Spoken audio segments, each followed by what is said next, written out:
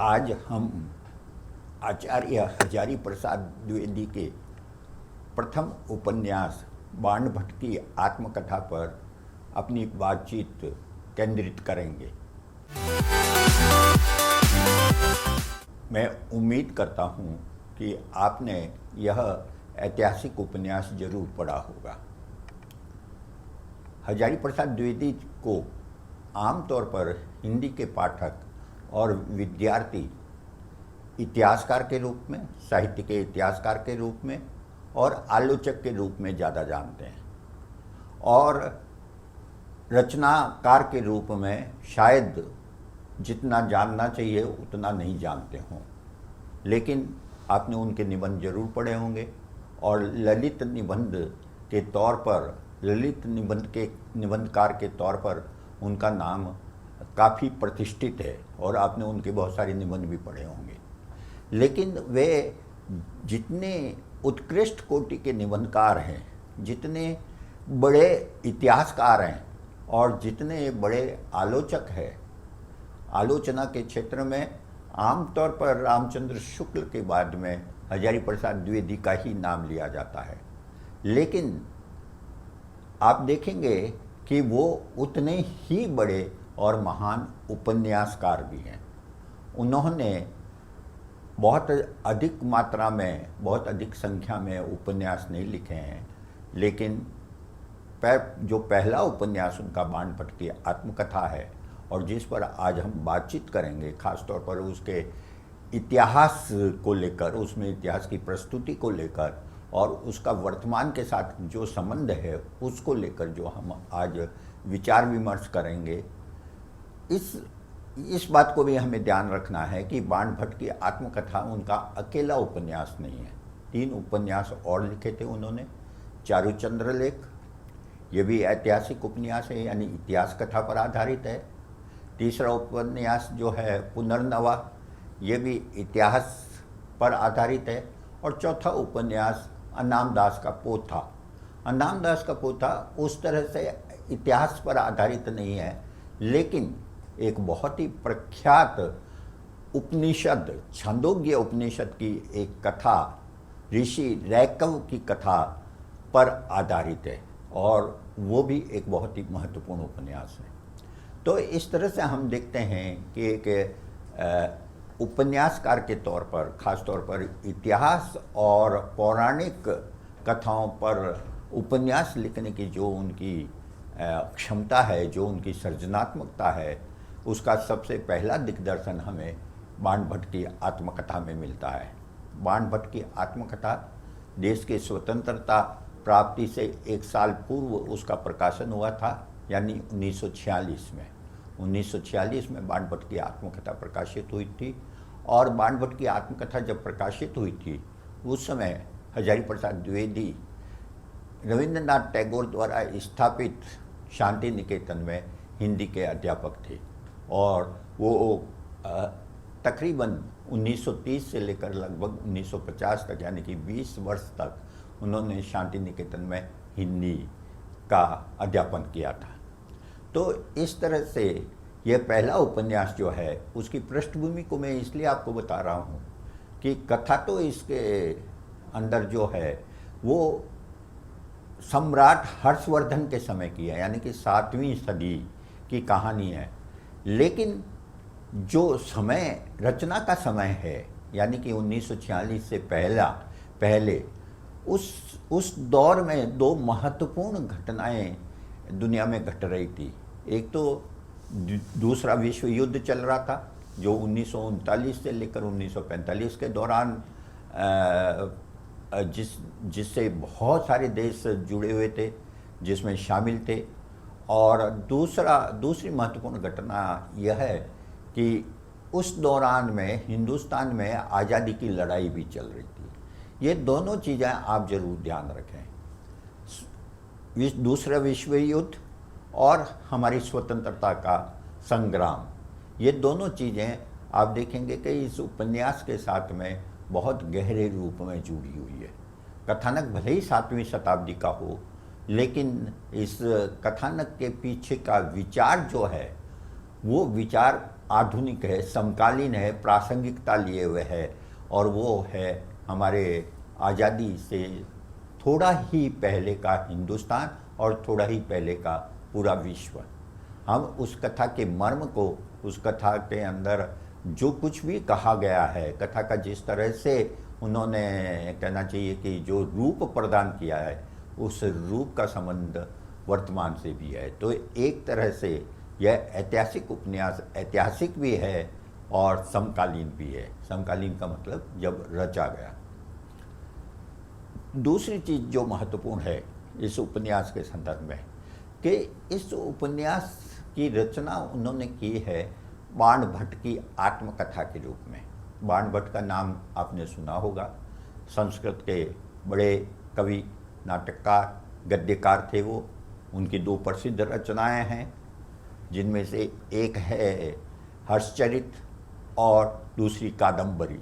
कादंबरी गद्य रचना है, गद्य कथात्मक रचना है। और हर्षचरित जिसमें उन्होंने राजा हर्षवर्धन, जो उनके समकालीन थे और जिसके दरबार से बाण जुड़े हुए थे, वो उनका चरित्र भी उन्होंने एक रचना के माध्यम से प्रस्तुत किया था। इसके अलावा बाण भट्ट का बहुत अधिक इतिहास में परिचय हमें नहीं मिलता, लेकिन बाण भट्ट निश्चित रूप से संस्कृत के एक बड़े रचनाकार, एक बड़े साहित्यकार थे। उसको नायक बनाकर उन्होंने ये अपना उपन्यास लिखा था। बाण भट्ट इसमें है चरित्र, केंद्रीय चरित्र कह सकते हैं, नायक है। उसके अलावा इसमें हर्षवर्धन है, हर्षवर्धन की बहन राजश्री है, और दूसरे कई ऐतिहासिक पात्र हैं। लेकिन आप देखेंगे कि बाण के अलावा बाकी सब जो इतिहास से पात्र उन्होंने उठाए हैं, वो इतिहास से उठाए हुए पात्र ज़्यादा महत्वपूर्ण नहीं है, या उनकी उपन्यास में ज़्यादा भूमिका नहीं है।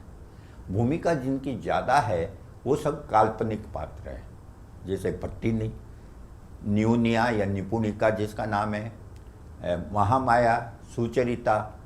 तो आप देखेंगे कि ये सारे जो पात्र हैं, और भी कई महत्वपूर्ण पात्र हैं, वो सारे पात्र, अघोर भैरव जैसे, विरति वज्र, ऐसे कई सारे पात्र जो हैं वो वास्तव में काल्पनिक पात्र हैं। तो आप देखेंगे कि इतिहास और इमेजिनेशन, हिस्ट्री एंड इमेजिनेशन, ये दोनों ही, इतिहास और कल्पना दोनों ही एक साथ हमें इस उपन्यास में दिखाई देती है। उपन्यास की रचना उन्होंने कुछ इस तरह से किया। उसके लिए जो प्रविधि उन्होंने अपनाई, वो प्रविधि थोड़ी, कहना चाहिए कि एक इस तरह की थी जिससे यह आभास होता था जैसे कि सचमुच लेखक को बाण भट्ट की आत्मकथा प्राप्त हुई है और वो उसका हिंदी अनुवाद प्रस्तुत कर रहे हैं। इसके लिए उन्होंने भूमिका में और अंत में, उपन्यास के अंत में, दोनों जगह पर एक कहानी जोड़ी है। वो कहानी है मिस कैथरीन की, और ये मिस कैथरीन जो है वो भारत प्रेमी है, ऑस्ट्रिया की, यूरोप का देश जो ऑस्ट्रिया, उस ऑस्ट्रिया की रहने वाली है। और वो भारत भ्रमण उन्होंने किया है, कई साल उन्होंने भारत में बिताए हैं, और उन्हें जो है एक पांडुलिपि संस्कृत में प्राप्त हुई, और वो पांडुलिपि जो थी वो बाण भट्ट की आत्मकथा थी। ये आत्मकथा जो है वो कैथरीन वापस यूरोप जाने से पहले व्योमकेश शास्त्री नाम के एक व्यक्ति को दे जाती है। ये व्योमकेश और मिस कैथरीन की जो कहानी है वो एक तरह से इस उपन्यास की भूमिका में कही गई है। व्योमकेश को दे जाती है कि ये जो है शोण नदी के किनारे पर उन्हें बाण भट्ट की आत्मकथा मिली है। वो उसे पूरा पढ़ जाते हैं और उसका अनुवाद करते हैं, और फिर ये प्रकाशित होती है। लेकिन उपन्यास के अंत में कैथरीन और व्योमकेश के बीच में जो संवाद होता है, उसमें कैथरीन कहते हैं कि तुम जो है व्योमकेश को, कि तुमने क्या समझ लिया है ये आत्मकथा। उन्होंने कहा कि बाण तो जो है शोण के कण कण में विद्यमान है। अब आप देखेंगे कि शोण के कण कण में विद्यमान जिस बाण की बात कर रही है, जाहिर है कि ये पुस्तक का आत्मकथा से कुछ लेना देना नहीं है। तो फिर ये आत्मकथा है किसकी? बाण भट्ट की है या मिस कैथरीन की, जैसा कि कुछ लोगों ने कल्पना की कि ये मिस कैथरीन की प्रेम कहानी है, या लेखक की ये सारी कल्पनाशीलता है। व्योमकेश कौन है, ये भी प्रश्न आता है। दरअसल व्योमकेश शास्त्री जो है वो हजारी प्रसाद द्विवेदी का ही एक छद्म नाम है, जिसका कि इस्तेमाल वो इस उपन्यास में करते हैं। एक तरह से व्योमकेश सिंह जो है वो हजारी प्रसाद द्विवेदी है, मिस कैथरीन कोई नहीं है और इस तरह की कोई पुस्तक उन्हें प्राप्त नहीं हुई है।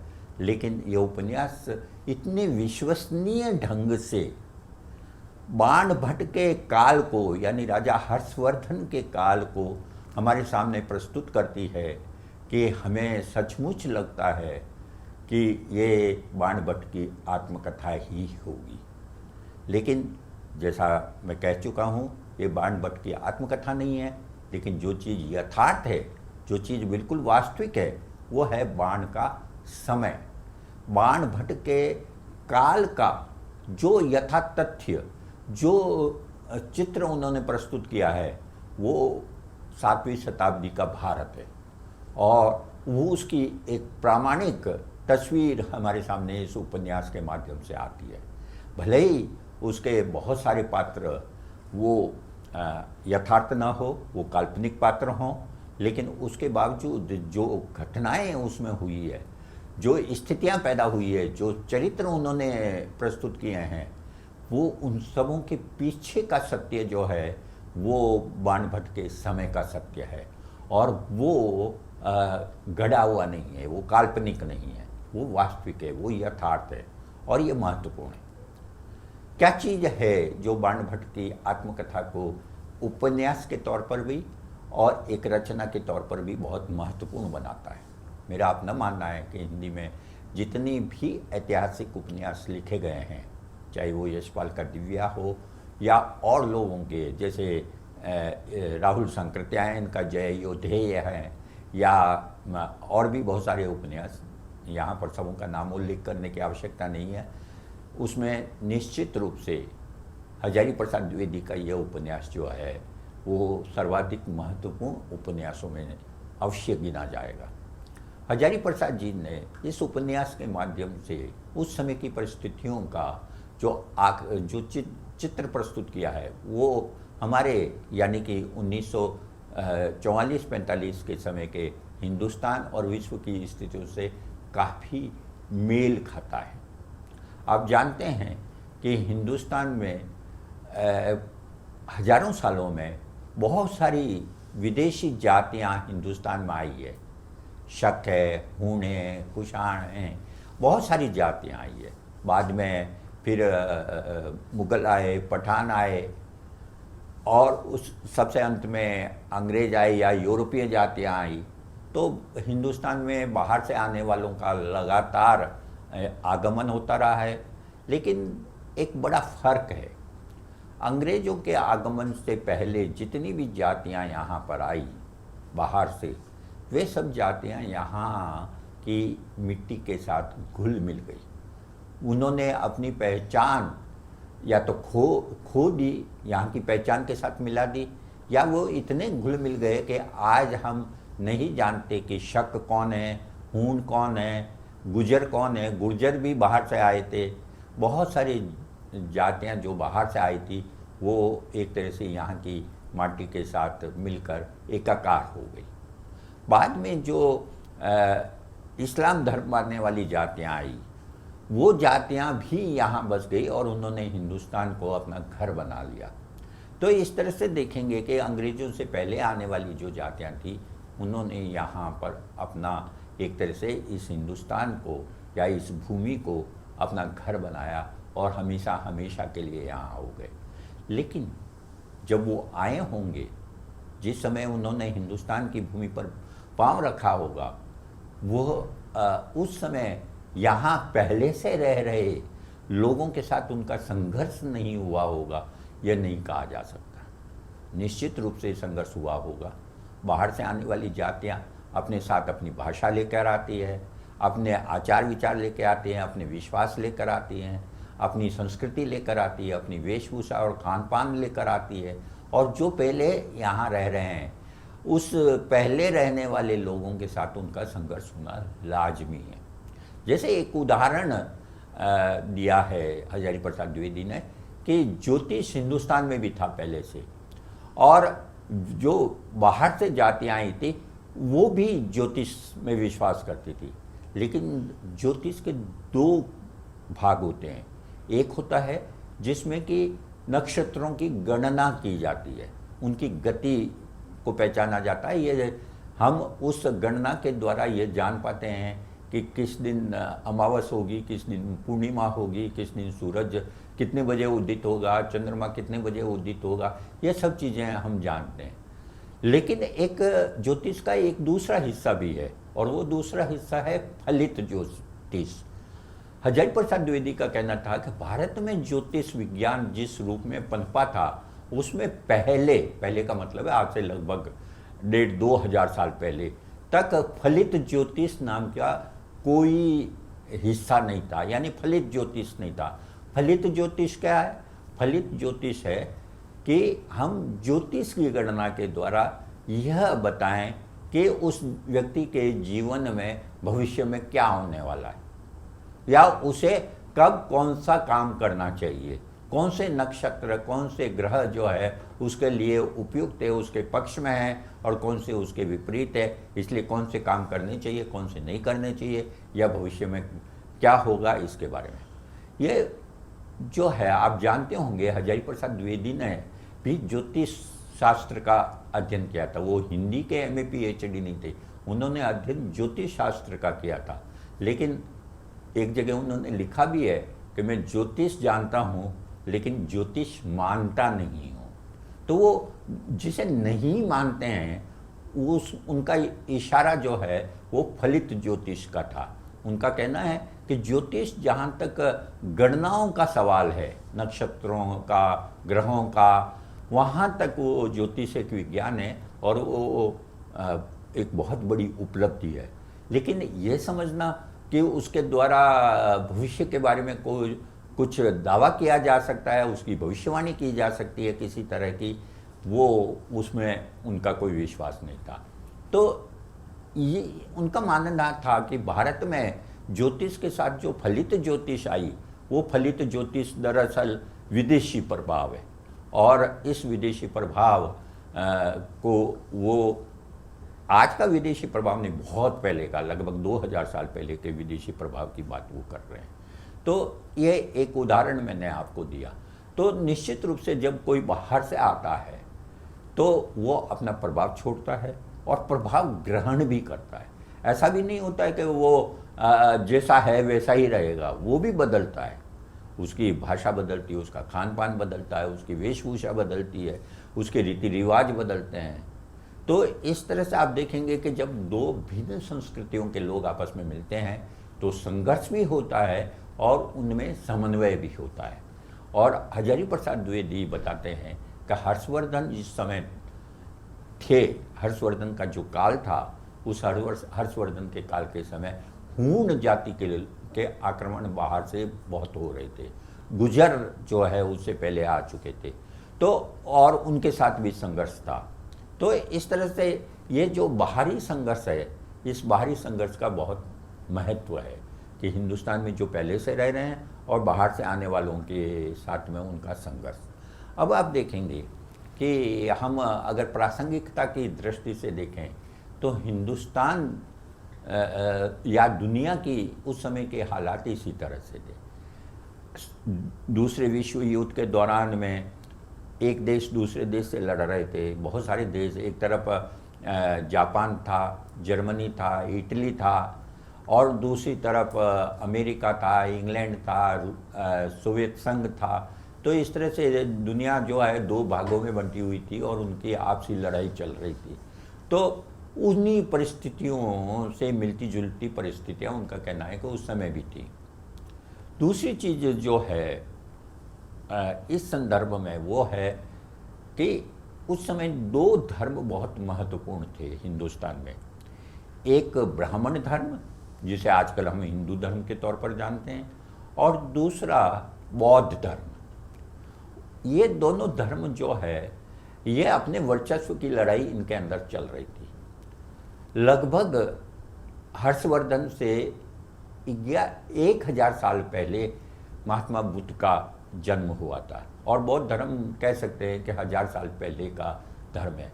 और इस 1000 साल में पूरी दुनिया में बौद्ध धर्म, पूरी दुनिया का मतलब है एशिया के बहुत सारे देशों में बौद्ध धर्म का काफ़ी प्रचार प्रसार हुआ था। आप जानते हैं कि अशोक ने अपने बच्चों को श्रीलंका भेजा था और चीन, जापान, थाईलैंड, अफ़गानिस्तान, ये सारे देश जो हैं, इन देशों में बौद्ध धर्म का काफ़ी प्रचार हुआ था। लेकिन ये बौद्ध धर्म हिंदुस्तान में जब पनप रहा था, आगे बढ़ रहा था, तो जाहिर है कि उसकी टकराट जो है, उसकी टकराव जो है, उसका टकराव ब्राह्मण धर्म के साथ हुआ। तो ब्राह्मण धर्म और बौद्ध धर्म के बीच में जो टकराव है, उस टकराव को भी उन्होंने अपने इस उपन्यास का विषय बनाया। हर्षवर्धन जो है,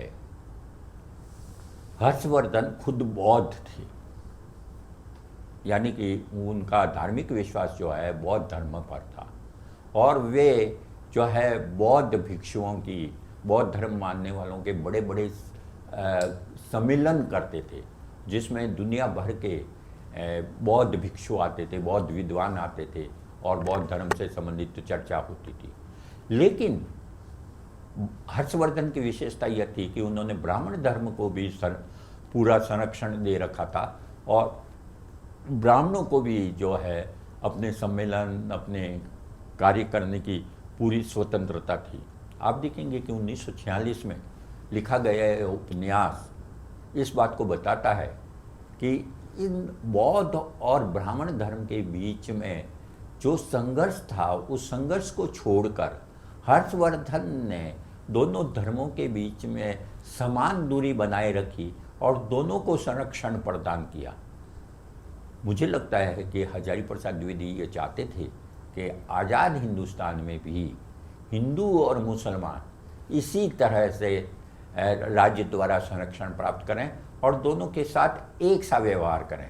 यानी कि हर्षवर्धन भले ही बौद्ध हों, लेकिन जैसे उन्होंने ब्राह्मण धर्म को संरक्षण दिया, उसी तरह से हमारे यहाँ पर भी आज़ादी के बाद में जो शासन करने वाले हैं, उनका धर्म चाहे जो भी हो, लेकिन दूसरे धर्मावलंबी जो हैं उन पर भी वो, उनको भी पूरा संरक्षण और सुरक्षा प्रदान करे।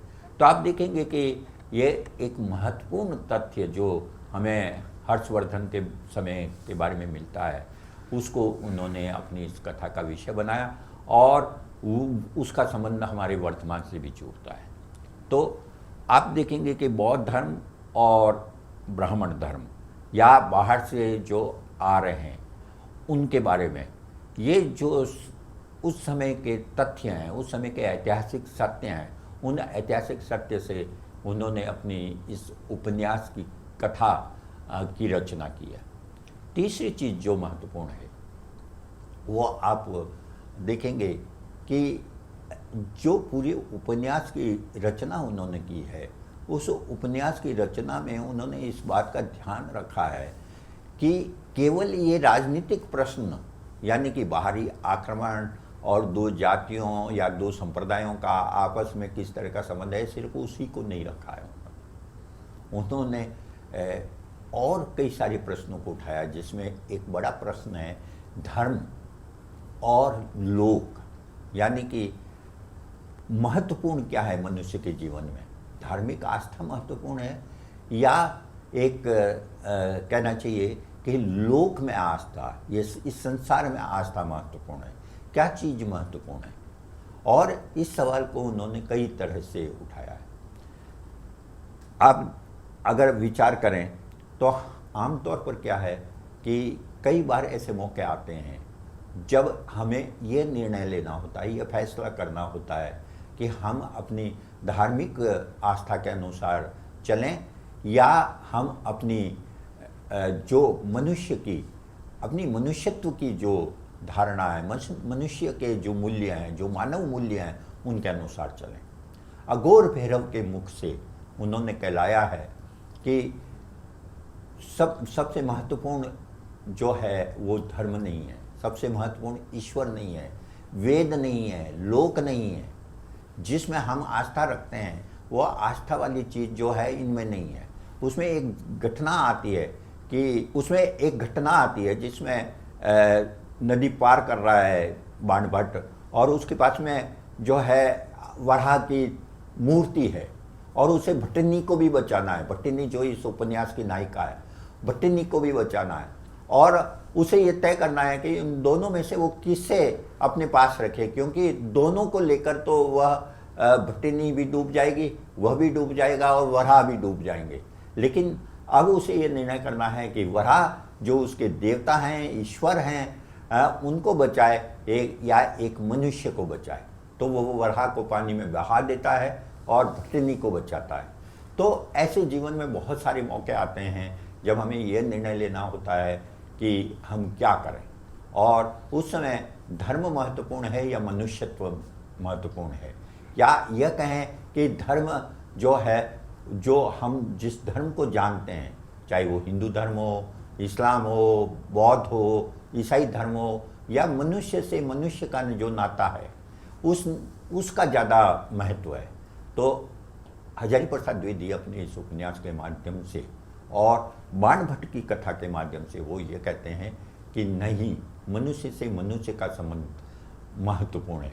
वो इस बात पर बल देते हैं कि प्रत्येक मनुष्य के अंदर, चाहे उसका जाति, उसकी धर्म कुछ भी क्यों ना हो, उसके अंदर एक ही रागात्मक वृत्ति उसके हृदय में विराजमान है।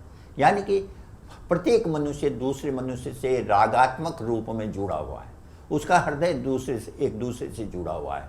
धर्म जाति का जो बंटवारा है वो महत्वपूर्ण नहीं है, क्योंकि उससे सही मनुष्य की पहचान नहीं होती।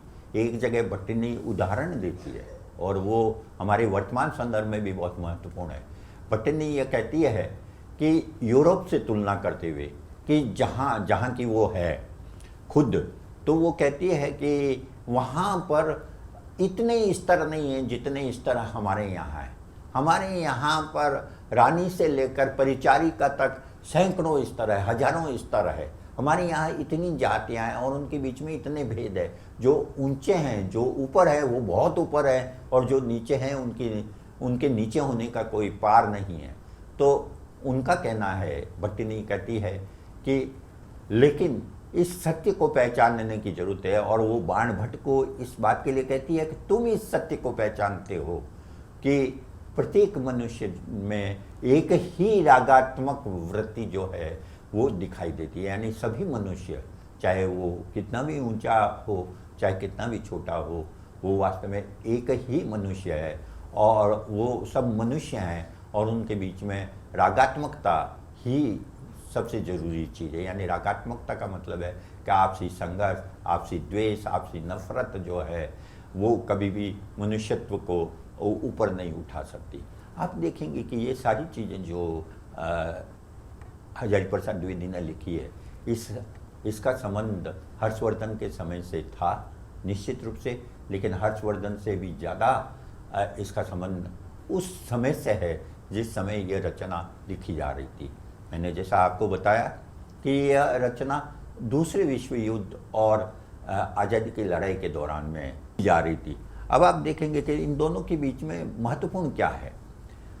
दूसरा विश्व युद्ध जो है उसमें उसका अंत कैसे हुआ? उसका अंत हुआ था हिरोशिमा और नागासाकी शहरों पर बम डालकर लाखों लोगों को मार दिया गया, और हमेशा के लिए, कई पीढ़ियों के लिए उन्हें अपाहिज बना दिया गया।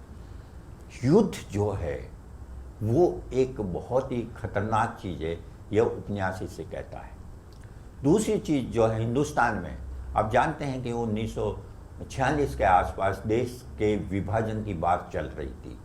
यानी कि हिंदुओं के लिए एक अलग देश, मुसलमानों के लिए अलग देश। यह जो विभाजन धर्म के आधार पर हो रहा था, इससे भी हजारी प्रसाद द्विवेदी इससे भी बहुत विचलित थे, और उनका मानना था कि ये जो विभाजन है वो उपयुक्त नहीं है। और ये दोनों चीज़ें जो है यही प्रेरणा के रूप में इस उपन्यास के अंदर रही है। अगर हम इस वर्तमान को, यानी कि हजारी प्रसाद द्विवेदी जिस समय उपन्यास लिख रहे थे, उस समय को और हर्षवर्धन के समय को, दोनों को अगर एक साथ रख कर देखेंगे तो हम इस उपन्यास के महत्व को और उसके मर्म को समझ सकेंगे। धन्यवाद।